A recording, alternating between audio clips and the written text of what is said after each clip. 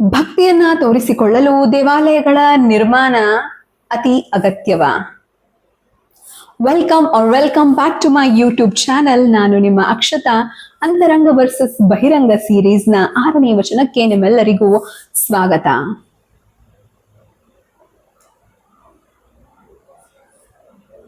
ಉಳ್ಳವರು ಶಿವಾಲಯ ಮಾಡುವರಯ್ಯ, ನಾ ಏನು ಮಾಡಲಿ ಬಡವನಯ್ಯ.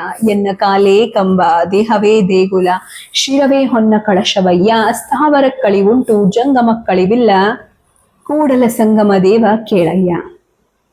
ಒಬ್ಬ ಬಡ ಭಕ್ತ ದೇವರಿಗೆ ಹೇಳ್ತಿದ್ದಾನೆ, ಉಳ್ಳವರು ತಮ್ಮ ಭಕ್ತಿಯನ್ನ ತೋರಿಸ್ಕೊಳ್ಳಿಕ್ಕೆ ದೇವಾಲಯಗಳ ನಿರ್ಮಾಣ ಮಾಡ್ತಾ ಇದ್ದಾರೆ.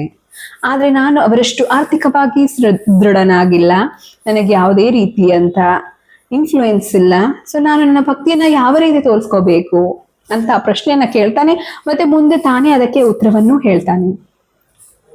ಉಳ್ಳವರು ಶಿವಾಲಯಗಳ ನಿರ್ಮಾಣ ಮಾಡ್ತಾ ಇದ್ದಾರೆ, ನಾನಂತೂ ಬಡವನಿದ್ದೀನಿ. ಸೊ ಎನ್ನ ಕಾಲೇ ಕಂಬ, ನನ್ನ ಕಾಲುಗಳೇ ದೇವಾಲಯದ ಕಂಬಗಳಂತೆ. ಈ ದೇಹವೇ ದೇಗುಲ, ಶಿರವೇ ಹೊನ್ನಿನ ಕಳಸಕ್ಕೆ ಸಮಾನ. ಸ್ಥಾವರ ಕಳಿವುಂಟು, ಜಂಗಮ ಕಳಿವಿಲ್ಲ.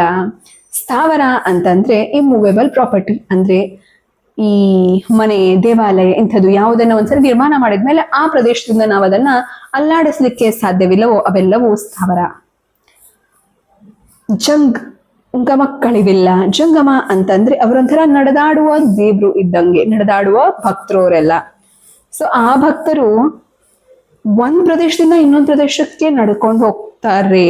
ಮತ್ತೆ ಅವರು ತಮ್ಮ ಜ್ಞಾನವನ್ನ, ತಮ್ಮ ಅನುಭವವನ್ನ ಮತ್ತು ತಾವು ಕಂಡುಕೊಂಡಿರುವಂತಹ ಜೀವನದ ಸಾರವನ್ನ ಅಥವಾ ದೇವರ ಕುರಿತಾದ ತಮ್ಮ ಚಿಂತನೆಗಳನ್ನ, ಈ ರೀತಿ ಹಲವಾರು ವಿಚಾರಗಳನ್ನ ಅವರು ತಮ್ಮೊಟ್ಟಿಗೆ ಒಂದು ಜನರೇಷನ್ ಇಂದ ಇನ್ನೊಂದು ಜನರೇಷನ್ಗೆ ಪಾಸ್ ಮಾಡ್ತಾರೆ. ಈ ತರ ಚಲನೆಯಲ್ಲಿರುವವರು ಇವತ್ತು ಕೂಡ ಅವರು ನಾಶ ಆಗ್ಲಿಕ್ಕೆ ಸಾಧ್ಯವಿಲ್ಲ, ಅವರು ಅಳಿಲಿಕ್ಕೆ ಸಾಧ್ಯವಿಲ್ಲ.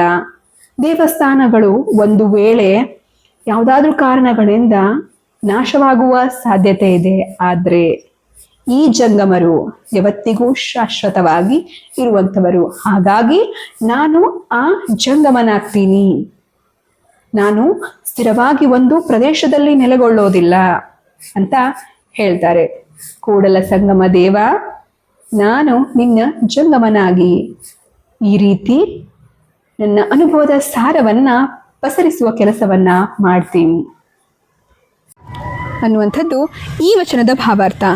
ಇದನ್ನ ಇನ್ನೊಂದು ವೇ ಆಫ್ ಅಲ್ಲಿ ನೋಡಬೇಕು ಅಂದರೆ, ನಿಮಗೆ ಲೈಫಲ್ಲಿ ಏನಾದರೂ ನಮಗೆ ಸಾಧನೆ ಮಾಡಬೇಕಂತಿರುತ್ತೆ, ಬಟ್ ನಮ್ಗೆ ಕೆಲವೊಂದಿಷ್ಟು ಅದಕ್ಕೆ ಬೇಕಾಗಿರುವಂಥ ಪೂರಕ ಸಪೋರ್ಟ್ ಸಿಗ್ತಾ ಇರಲ್ಲ. ಅವಾಗ ನಮಗೆ ಬೇಜಾರಾಗುತ್ತಲ್ವ. ನನ್ನ ಹತ್ರನೂ ಒಂದು ಫೈನಾನ್ಷಿಯಲ್ ಸಪೋರ್ಟ್ ಇದ್ದಿದ್ರೆ, ಅಥವಾ ಯಾರಾದರೂ ಇನ್ಫ್ಲೂಯೆನ್ಸ್ ಇದ್ದರೆ, ಅಥವಾ ಒಬ್ಬ ಒಳ್ಳೆಯ ಶಿಕ್ಷಕ ಇದ್ದಿದ್ರೆ, ಅಂದರೆ ಅಷ್ಟು ಸಪೋರ್ಟ್ ನನಗಿದ್ದರೆ ನಾನು ಏನಾದರೂ ಮಾಡ್ತಿದ್ದೆ, ನನಗಿಲ್ಲ ಅಂತ ನಾವು ಅಂದ್ಕೊಂಡು ಕೂತ್ಕೋಬಾರ್ದು. ನಮ್ಮ ಹತ್ರ ಏನಿದೆ ಅದನ್ನ ಮೇಲೆ ಡೆಡಿಕೇಟ್ ಮಾಡಿ, ಇರೋದ್ರಲ್ಲಿನೇ ಮತ್ತಷ್ಟು ಜ್ಞಾನವನ್ನು ವೃದ್ಧಿ ಮಾಡ್ಕೊಳ್ತಾ ನಾವು ಅಂದ್ಕೊಂಡಿರೋದನ್ನು ಸಾಧಿಸ್ಕೊಳ್ಳೋದು ಅಂತ ನಾನು ಅಂದ್ಕೊಂಡಿರೋದು. ಸೊ ಇದಾಗಿತ್ತು ಇವತ್ತಿನ ವಚನದ ಭಾವಾರ್ಥ. ಇದು ನಿಮ್ಗೆ ಇಷ್ಟ ಆಗಿದ್ದರೆ ಲೈಕ್ ಮಾಡಿ, ಶೇರ್ ಮಾಡಿ, ಮತ್ತು ಕಮೆಂಟ್ ಮಾಡಿ. ನೆಕ್ಸ್ಟ್ ಯಾವ ವಚನದೊಂದಿಗೆ ನಾನು ಬರಬೇಕು ಅಂತ ನೀವು ಬಯಸ್ತೀರೋ ಆ ವಚನದ ಹೆಸರನ್ನು ಕಮೆಂಟ್ ಮಾಡಿ ಅಂತ ಹೇಳ್ತಾ, ಹಾಗಾದರೆ ಹೋಗಿ ಬರೋದು. Thank you so much.